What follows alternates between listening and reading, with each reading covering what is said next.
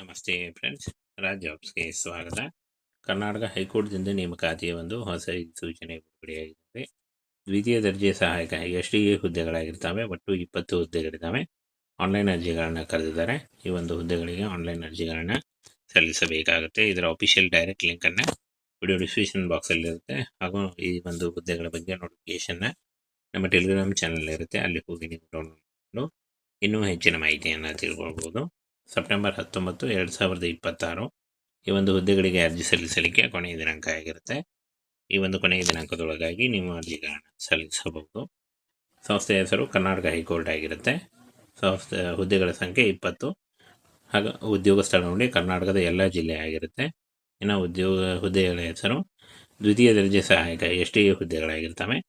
ಇನ್ನು ಸಂಬಳ 25,000ದಿಂದ 81,000ವರೆಗೂ per month salary ಆಗಿರುತ್ತೆ. ಶೈಕ್ಷಣಿಕ ಅರ್ಹತೆಯನ್ನು ನೋಡೋದಾದರೆ ಎನಿ ಡಿಗ್ರಿ, ಯಾವುದೇ ಡಿಗ್ರಿ ಅಥವಾ ವಿಜ್ಞಾನ, ಕಲೆ, ವಾಣಿಜ್ಯ, ವ್ಯವಹಾರ ನಿರ್ವಹಣೆ, ಕಂಪ್ಯೂಟರ್ ಅಪ್ಲಿಕೇಶನ್ಗಳು ಹಾಗೂ ವ್ಯವಹಾರ ಆಡಳಿತದಲ್ಲಿ ಕನಿಷ್ಠ 55 ಅಂಕಗಳೊಂದಿಗೆ ಪದವಿಯಲ್ಲಿ ಪಾಸಾಗಿರಬೇಕಾಗುತ್ತೆ ಅಂತ ಹೇಳಿದ್ದಾರೆ. ವಯೋಮಿತಿ ನೋಡಿ 18ರಿಂದ 40 ವರ್ಷದ ಒಳಗಿನವರು ಅರ್ಜಿಗಳನ್ನು ಸಲ್ಲಿಸಬಹುದು. ವಯೋಮಿತಿ ಸಡಿಲಿಕೆ ಕೂಡ ಇರುತ್ತೆ. ಇನ್ನು ಕ್ಯಾಟಗರಿ 2A, 2B ಮತ್ತು 3B ಅಭ್ಯರ್ಥಿಗಳಿಗೆ 3 ವರ್ಷ, SC/ST ಅಭ್ಯರ್ಥಿಗಳಿಗೆ 5 ವರ್ಷಗಳ ಸಲ್ಲಿಕೆ ಕೂಡ ಇರುತ್ತೆ. ಆದಷ್ಟು ನಿಮ್ಮ ವಯಸ್ಸಿನ ಲೆಕ್ಕಾಚಾರ ಮಾಡಿಕೊಂಡು ನೀವು ಅರ್ಜಿಗಳನ್ನು ಸಲ್ಲಿಸಬಹುದು. ಸಾಮಾನ್ಯ ವರ್ಗದ ಅಭ್ಯರ್ಥಿ ನೋಡಿ 2A, 2B ಮತ್ತು 3B ಹಿಂದುಳಿದ ವರ್ಗದ ಅಭ್ಯರ್ಥಿಗಳಿಗೆ 50 ರೂಪಾಯಿ ಅರ್ಜಿ ಶುಲ್ಕ ಇದ್ದರೆ, SC/ST ಮತ್ತು ಪ್ರವರ್ಗ PWD ಅಭ್ಯರ್ಥಿಗಳಿಗೆ 200 ರೂಪಾಯಿ ಇರುತ್ತೆ. ಪಾವತಿ ಮಾಡುವ ವಿಧಾನ ಆನ್ಲೈನ್ ಮೂಲಕ ಇರುತ್ತೆ ನೋಡಿ. ಆನ್ಲೈನ್ ಮೂಲಕ ಕ್ರೆಡಿಟ್ ಕಾರ್ಡ್, ಡೆಬಿಟ್ ಕಾರ್ಡ್ ಅಥವಾ ನೆಟ್ ಬ್ಯಾಂಕಿಂಗ್ ಮೂಲಕ ನೀವು ಪೇ ಮಾಡ್ಬೋದಾಗಿರುತ್ತೆ. ಕೇವಲ ಸಂದರ್ಶನ ಇರುತ್ತೆ ನೋಡಿ. ಆಯ್ಕೆ ಪ್ರಕ್ರಿಯೆ ಕೇವಲ ಸಂದರ್ಶನ ಇರುತ್ತೆ. ಯಾವುದೇ ರೀತಿಯಾದಂಥ ಈ ಒಂದು ಹುದ್ದೆಗಳಿಗೆ ಪರೀಕ್ಷೆ ಇರಲ್ಲ. ಫ್ರೆಂಡ್ಸ್, ಇಂಗ್ಲೀಷ್ ಪ್ರಬಂಧ, ಕನ್ನಡ ಇಂಗ್ಲೀಷ್ ಅನುವಾದ, ಸಾಮಾನ್ಯ ಜ್ಞಾನ, ಒಟ್ಟು ಸಂದರ್ಶನ ಟೋಟಲ್ ಆಗಿ 100 ಮಾರ್ಕ್ಸ್ ಇರುತ್ತೆ ಅಂತ ಕೊಟ್ಟಿದ್ದಾರೆ ನೋಡಿ ಕೇವಲ ಸಂದರ್ಶನಕ್ಕೆ. 13/8/2026ರಿಂದ 11 ಸೆಪ್ಟೆಂಬರ್ 2026 ಅರ್ಜಿ ಸಲ್ಲಿಸಲು ಕೊನೆಯ ದಿನಾಂಕ ಆಗಿರುತ್ತೆ. ಈ ಒಂದು ಕೊನೆಯ ದಿನಾಂಕದೊಳಗಾಗಿ ನೀವು ಅರ್ಜಿಗಳನ್ನ ಸಲ್ಲಿಸಬೇಕಾಗತ್ತೆ. ಕರ್ನಾಟಕ ಹೈಕೋರ್ಟ್ದಿಂದ ನೇಮಕಾತಿಯ ಒಂದು ಹೊಸ ಸೂಚನೆ ಬಿಡುಗಡೆಯಾಗಿದೆ. ದ್ವಿತೀಯ ದರ್ಜೆ ಸಹಾಯಕ ಎಸ್ಟಿಎ ಹುದ್ದೆಗಳಾಗಿರ್ತವೆ. ಒಟ್ಟು 20 ಹುದ್ದೆಗಳಿದ್ದಾವೆ.